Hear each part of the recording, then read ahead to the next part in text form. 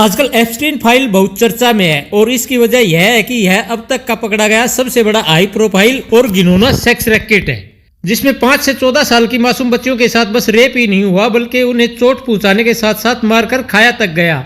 और यह सब करने वाले दुनिया के बेहद अमीर, ताकतवर और हाई क्लास के लोग थे, जो दिन के उजाले में इंसान और अंधेरे में शैतान बन जाते हैं। लेकिन यह जो भी है, यह तस्वीर का एक पहलू है। तस्वीर का दूसरा पहलू किसी और ही तरफ इशारा करता है। पहला तो एप्स्टीन का इस सेक्स रैकेट को चलाने का मकसद, और दूसरा 2019 में खत्म हो चुके इस केस को 2026 में दुनिया के सामने दोबारा लाने का मकसद। एक यहूदी था जो अपने प्राइवेट आइलैंड पर दुनिया के बड़े बड़े राजनेताओं और बिजनेसमैन सहित बड़े बड़े वैज्ञानिकों, जिसमें स्टीफन हॉकिंग्स भी शामिल थे, और बड़े बड़े रिसर्चों और प्रोजेक्टों से जुड़े लोगों को अय्याशी के नाम पर आमंत्रित करता था और उनकी गंदी हरकतों के सबूत इकट्ठे करता था। पहली नजर में यह नॉर्मल लगता है, पर गहराई से देखें तो यह कोई जासूसी ट्रैप सा लगता है। और अब मैं जो बताने जा रहा हूं उसे गौर से सुनिए। यह हवस नहीं, यह ब्लैकमेलिंग का धंधा था।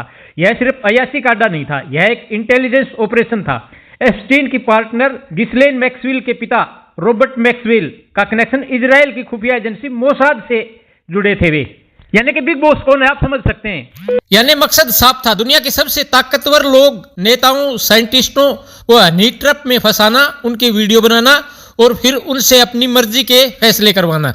लेकिन यह एक अलग बात है। लेकिन अब जिस तरह से एक खत्म हो चुके मामले को अचानक दोबारा खोला गया है, और वह भी तब जब इसमें खुद अमेरिकी राष्ट्रपति ट्रंप सहित बिल क्लिंटन और अमेरिकी बिलियनियर बिल गेट्स का नाम शामिल है, यह अपने आप में एक बहुत अजीब है। ऐसा लगता है जैसे जो हुआ वह भी एक साजिश थी और अब जो हो रहा है वह भी एक साजिश का हिस्सा है। इतनी बड़ी साजिश की खुद अमेरिकी राष्ट्रपति और अमेरिकी रिचेस्ट मैन बिल गेट्स की भी इसमें नहीं चली और उनको भी इस चाल का मोहरा बनना पड़ा। एप्स्टीन फाइल का खुलना सच्चाई की जीत लगता है तो यह एक भ्रम है। सच तो यह है कि इन फाइलों को मंजूरी इसलिए दी गई क्योंकि अब इनका इस्तेमाल एक हथियार की तरह किया जा रहा है।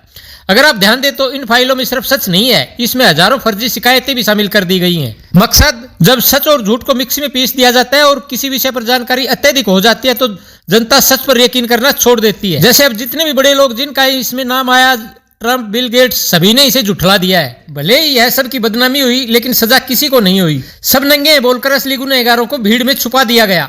हमें Michael Jackson, Stephen Hawkings, Clinton और प्रिंस एड्यू जैसे नाम दिखाकर उलझाया जा रहा है। लेकिन जरा गहरी नजर से देखिए, यह लिस्ट सच बताने के लिए नहीं बल्कि असली सच को हमेशा के लिए दफन करने के लिए आई है। गौर कीजिए, कीचड़ उन पर उछाला गया है जो या तो मर चुके हैं या जिनका करियर खत्म हो चुका है। ये सब वो प्यादे हैं जिनकी अब सिस्टम को जरूरत नहीं रही। इन्हें जनता के सामने फेंक दिया गया ताकि हम तालियां बजाएं कि इंसाफ हो रहा है। सवाल यह है, जो आज सत्ता में हैं उनके नाम कहां हैं? वो वीडियो टेप्स कहां हैं जो एप्स्टीन के हर कमरे में रिकॉर्ड होते थे? ऐसा लगता है इसमें डीप स्टेट का हाथ है जो पूरी दुनिया की इकोनॉमी और ताकत को कंट्रोल करना चाहती है। डीप स्टेट जो इतनी ताकतवर है कि अमेरिकी राष्ट्रपति भी उसके सामने बेबस हैं और अपना तमाशा दुनिया में बनते देखने को मजबूर हैं। और अब भारतीय प्रधानमंत्री मोदी भी उनके निशाने पर लग रहे हैं, तभी तो बार बार उनका नाम इस मामले में उछाला जा रहा है। पर इस मामले में अब तक कुछ ठोस अभी तक नहीं दिखा। साफ दिख रहा है कि यह एक धमकी है, हमारे इशारों पर चलो वरना तुम खत्म। अब यह नहीं पता कि आने वाले समय में क्या सामने आएगा। वह जो भी हो, सिवाय इंतजार के हमारे पास कोई चारा नहीं है।